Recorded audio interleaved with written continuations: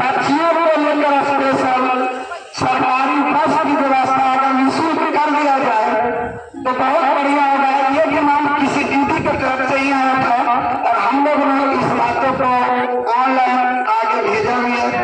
इसी प्रकार से जल्द जल्द आकर के क्योंकि टाइमिंग हो चुका है, जल्द अपनी बातों को रखें। सभी दीदी भाइयों को, सभी दीपिका दीदी को मेरी तरफ से नमस्ते। मैं सोनम कुमारी खास परिधा से आई हूँ। मैं लकी वीओ का सदस्य हूँ। मैं का सदस्य हूँ।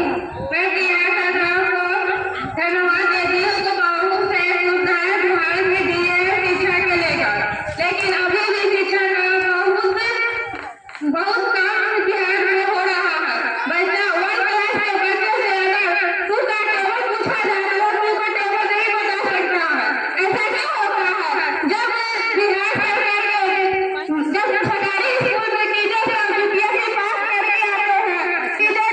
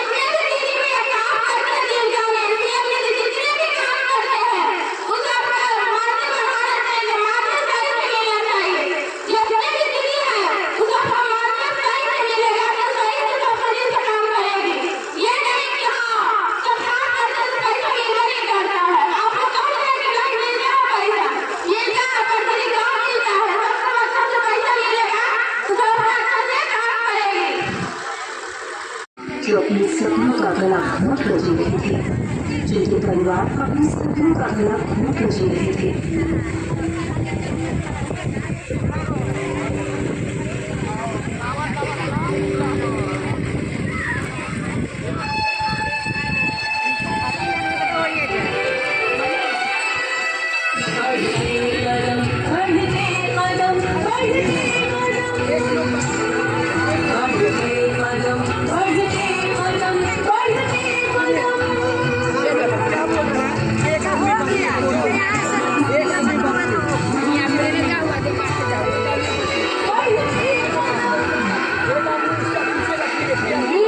दीदी चलिए ना, जीविका का बैठक हो रहा है।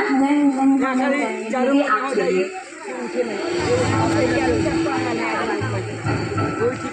जीविका 2 अक्टूबर 2006 में बिहार के ग्रामीण परिदृश्य में अंकुरित हुई, जो सिर्फ एक योजना नहीं थी, बल्कि थी एक सुलगती चिंगारी, एक मजबूत इरादा, एक दृढ़ संकल्प।